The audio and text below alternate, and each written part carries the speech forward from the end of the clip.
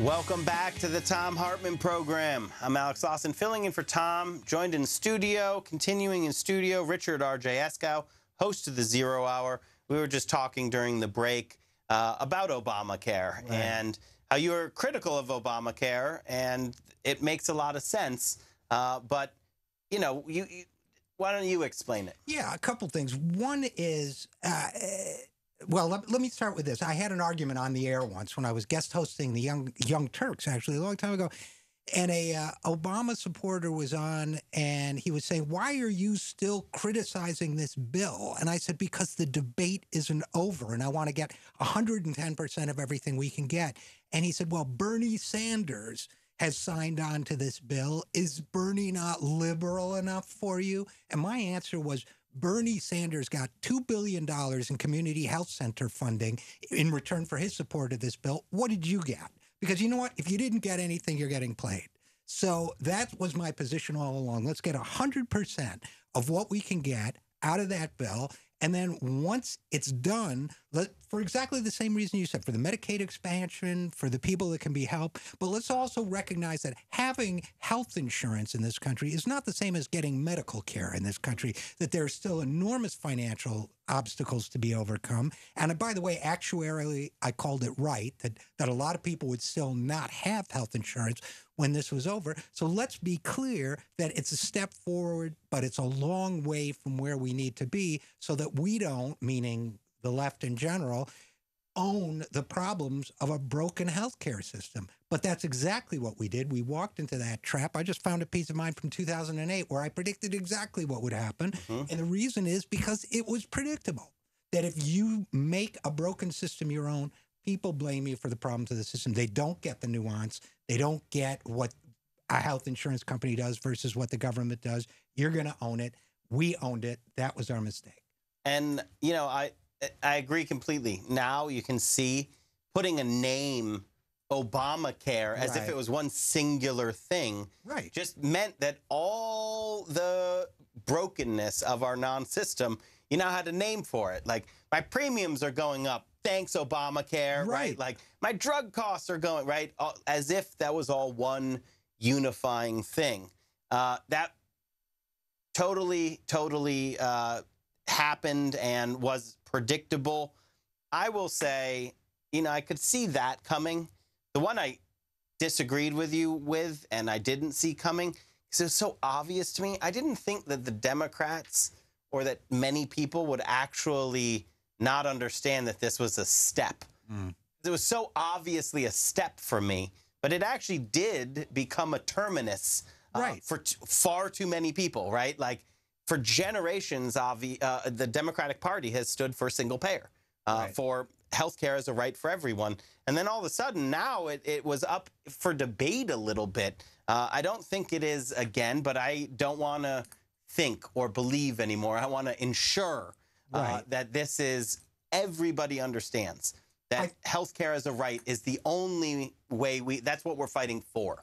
I think there was an ideological split in the Democratic Party that people didn't want to acknowledge. I think there were people who believed that a private sector solution, even to a social insurance problem like healthcare, is superior. I disagree with those people. I want to have a debate with those people. I do not want to call Obamacare the endpoint. The one way I've changed in the last 10 years is that 10 years ago, I was saying I can't back Medicare for all because I don't think it's politically feasible.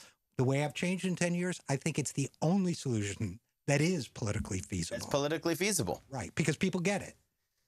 So, vociferous agreement between Richard and I again. Heated agreement. Let's see if we can bring Dave from Washington in to either disagree or vociferously agree with us about healthcare contradictions. Dave, you're on the line. I'm afraid I'm going to vociferously agree with you. And the first thing I'm going to vociferously agree with is that the West Coast should have a regional single-payer system. I think that's a great thing. So for Richard, let me just say, we were talking about California single-payer. I figured, yeah. And saying, like, not only is California big enough and, you know, sixth largest economy in the world, but it could actually be the center of a regional. You could rope in Hawaii, Washington, Oregon, Nevada. I mean, I see. Okay. I thought maybe it was like the Tupac Biggie beef or something. The West Coast single West payer Coast and is the in the East. house. Yeah. Okay, got it. Keep going, Dave. Okay, Sorry, Dave. I just want to point out, I was listening to Dean Clancy, a former Bush official and Republican healthcare expert, say that, it's okay if people don't have health insurance because in America they can still access health care. And I found that incredibly disingenuous. And it also points out how Republicans attack, health and welfare programs for the working class, but also depend on them at the same time. So all the societies that support, all the charities that support emergency rooms and emergency care, they just want us to lean more heavily on them rather than leaning on Medicare. And I have a suggestion, too, if other people like me are going to lose their health care, how you can do it and not panic if there's time. Yeah, go ahead. Well, the simple thing is just keep in mind when you have a medical debt, because this has happened to me, but I'm a bit more of a sophisticated healthcare consumer than most people, that in collections, doctors get less than 10 cents on the dollar of their medical bill. So if you lose your health insurance immediately, every time you go to a healthcare provider, always after the services, ask for a minimum 40 to 60% discount and tell them you want to keep the debt out of collections. I have reduced debts down to 15%. I regularly get 40% off or I got back in the days before I had health insurance thanks to Obamacare. You can get a big discount as long as you talk to the doctor directly because they don't want anything to go to collections. And it keeps off your credit report. Dave, thank you so much for all of the points. There's two things that infuriate me. One of them, the whole, you can always go to the emergency room. It's just mind-bogglingly stupid. And Republicans continue to say that. And it's stupid for so many reasons.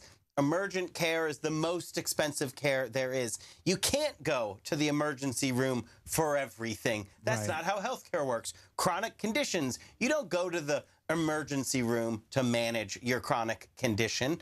You go to the emergency room when you're not managing your chronic condition because there is no healthcare in this country, when there is no healthcare in this country, and your chronic conditions become emergent. Then you end up in the emergency room. It's just so wrong. Well, it's an inhumane way to deliver medical services to ask anybody to go through the emergency room process. If you've ever done it, it's a long wait. It's if you have a sick child, a sick baby, it's just a brutal way to do it, brutal and unthinking way to do it. And to Dave's other point about negotiating down the bills, yes, one of my early jobs was designing some of the first computer billing systems for healthcare, for health insurance companies. So I worked for the dark force in all of this. And that's how I got to know how it operates. It's like Wendell Potter is like the nice version of me, right? We both come out of that industry. But if I were a nice person, I would be more like one. But so I know how it works. And it is true that, but it's so brutal, but it is true. You can negotiate with doctors. You can also say that I'll pay $10 a month. I mean, there are all sorts of things you can do to keep things out of collection. But think how brutal it is that people can go into bankruptcy over medical bills. And that's the second thing that I was going to say, that it infuriates me. Dave's right, and it infuriates me that he's right. I have worked in clinics where, so there are very complex health scenarios that people have to deal with, and they can be incredibly sad. Incredibly soul-crushingly sad. And difficult and stressful. And most people have to also go to work, pay a mortgage or rent, put aside for their family, all of these other things in life. And now they have to manage a very complex health situation. And then the greed of our non-system says, oh, wait, but before all of that, you got to think about the money aspect. You got to negotiate with your doctor so that you're not spending all your time thinking about how to navigate, a complex health situation. You're actually more worried about not going bankrupt dealing with your health. I mean, that is the epitome of how dumb our system is, because it's penny wise, pound foolish. It costs so much more because people can make a decision that is rational through the lens of money, right, and completely irrational through the lens of health. And think about and we make them do it. And think about the enormous effort that goes into paying these bills, to following these bills. And a quick statistic to throw at you: Milliman, the actuarial firm, says that the average family of four with quote unquote good PPO health insurance, better than most people get on the exchanges, for example, spends out of pocket between premiums and everything else $10,000 a year on their medical care. Think about that. It's nothing to a wealthy family, but to a family trying to raise two kids on, $65,000, $70,000 a year, that's a brutal sum. And they're either going to do without the care they need or do without something else in their life in order to get by. We shouldn't be a country where that has to happen. No, especially just to point it all out, vociferously agreeing.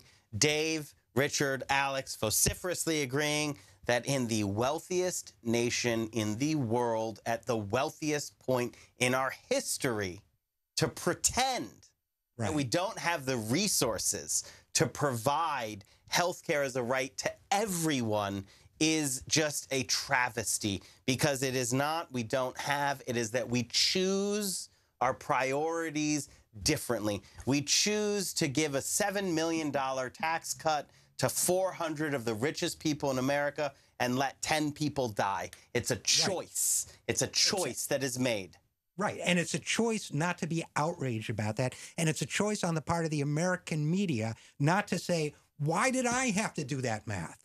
We have billion-dollar media empires in this country. Why was it down to me to figure out that 10 people died? Why didn't the host of the CBS Evening News tell you that? That's a whole other dimension to this problem. They're part and parcel of this moral quagmire that we live in now. The answer is because the corporate media is the propaganda arm of this structure that we're talking about. The interlocking corporate boards, you just have to take a look at it, and you see that it is one class of people who are actually protecting their own interests. And the corporate media are the propaganda arm of it.